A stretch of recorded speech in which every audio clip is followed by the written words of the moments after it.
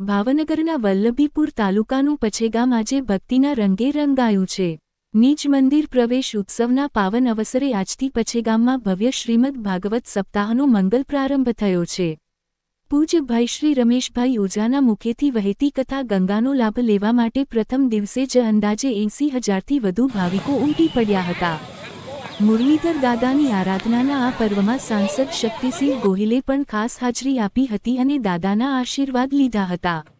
મહત્વનું છે કે પછેગામ હવે મિની દ્વારિકા તરીકે આકાર લઈ રહ્યું છે, જે શ્રદ્ધાળુઓ માટે આસ્થાનું મોટું કેન્દ્ર બનશે। આ મહોત્સવ માત્ર ભક્તિ પૂરતો મર્યાદિત નથી, અહીં સેવાના પણ ફુવારા છૂટ્યા છે। તાલુકાના 54 ગામના લોકોએ એકસાથે મહાપ્રસાદ ગ્રહણ કર્યો હતો, જેનું વ્યવસ્થાપન ખરેખર કાબિલેદાદ હતું। સાથે જ રક્તદાન કેમ્પ જેવી વિવિધ સેવાકીય પ્રવૃત્તિઓ દ્વારા માનવતાનું પણ ઉમદા ઉદાહરણ પૂરું પાડવામાં આવ્યું છે।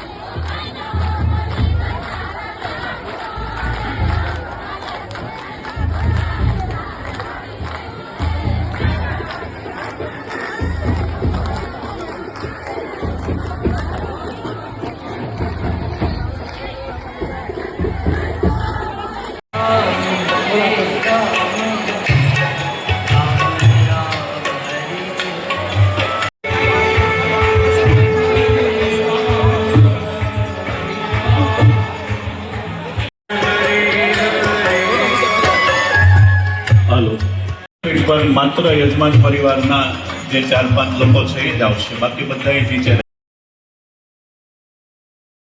જ આવશે, બાકી બધા નીચે ઉભા રહેશે।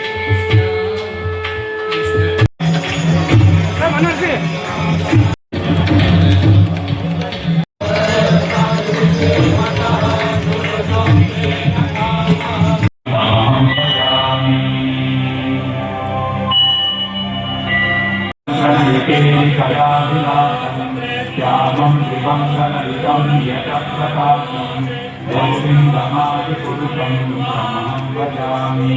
पुरुषं तमहं भजामि। एकोऽप्यसौरसयुतं जगदण्डकोशेव सुरितभक्तिविलोचनेन सन्तस्तदैव हृदयेषु विलोकयन्ति शिवकामकुञ्जनवचिन्त्यमनस्मरूपम्। સનાતન પરંપરામાં એ સર્વોચ્ચ સત્તા છે, એનું માન, એની ગરિમા અને મર્યાદા જાળવવી આપણી સૌની ફરજ છે। એટલે આપ સૌને વિનંતી, મંચ પર આવનારા લોકો પોતાના સેલફોન સ્વિચ ઓફ અથવા સાયલેન્ટ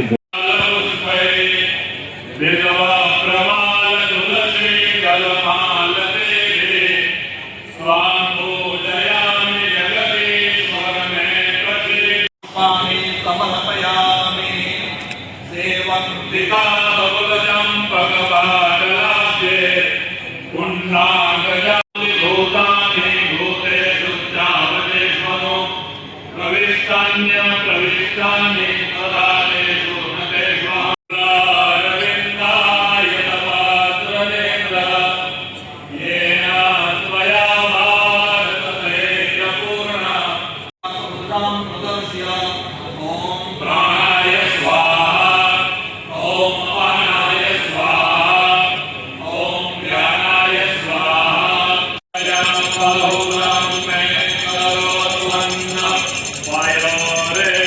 નીચે આવી જવા વિનંતી છે. અહીંયા વ્યાસપીઠની જમણી બાજુ ઉભેલા કાર્યકર્તાઓ સ્વયંસેવક ભાઈઓને પણ વિનંતી છે કે જગ્યાએ પોતાનું સ્થાન લઈ લેશો. વિનંતી છે ઝડપથી નીચે પોતાનું સ્થાન ગ્રહણ કરે. મુરલીધરની શુભારંભ યજમાન પરિવાર દ્વારા શ્રીમદ ભાગવતજીનું પૂજન અને વ્યાસ પૂજનથી કર્યું. પગરખા પણ બહાર ઉતારશે અને અભરખા પણ બહાર ઉતારશે. પૂજ્ય રવિદાસજી મહારાજ, રાજુ બાપુ, વિપુલ બાપુ અને વાસુદેવસિંહજીને વિનંતી કરી પ્રગતિ માટે.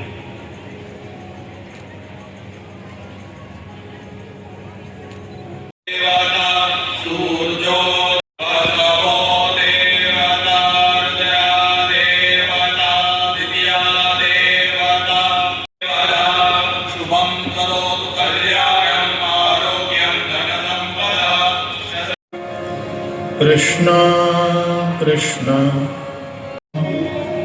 राम राम हरे हरे. આ છાપામાં આવશો ગુજરાતમાં ભરેલું છે એટલે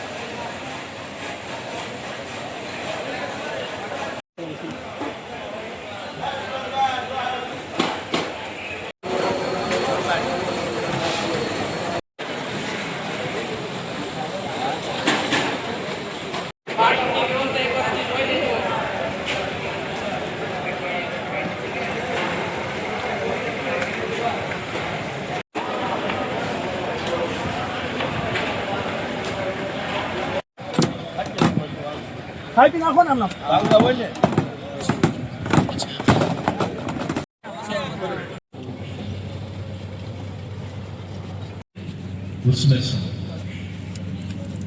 ઘેર થાય મહિનામાં તમે ધારો તો કેટલી વાર સાંભળવા મળે. હવે એ તો એનું ઈ છે એમ કરીને જ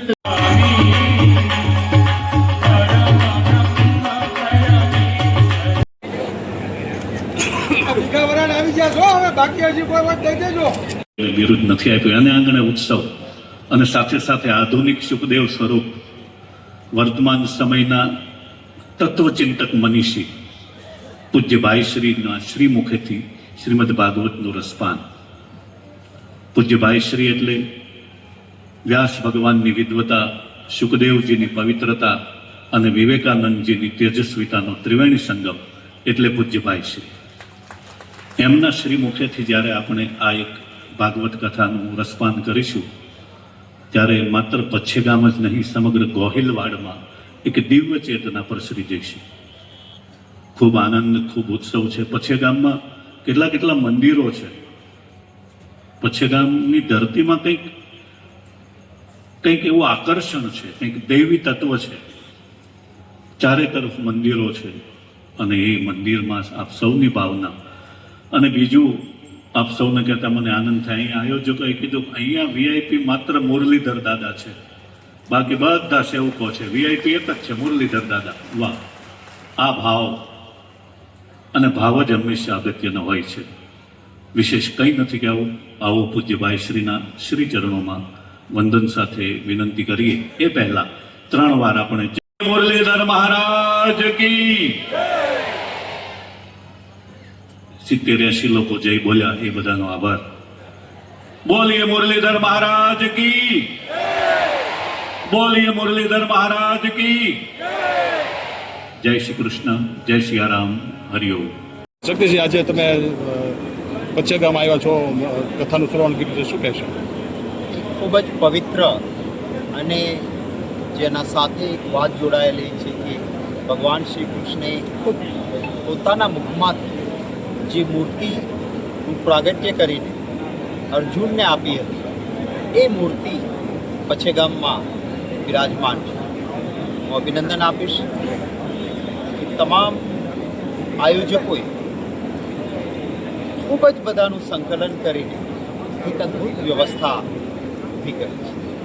માત્ર નિજ મંદિરમાં નવા મંદિરના પ્રાગટ્ય પછી પ્રવેશ થાય છે ભગવાનનું એટલું જ નથી, પરંતુ એના સાથે અનેકવિધ સરસ કાર્યક્રમોનું આયોજન થયું છે.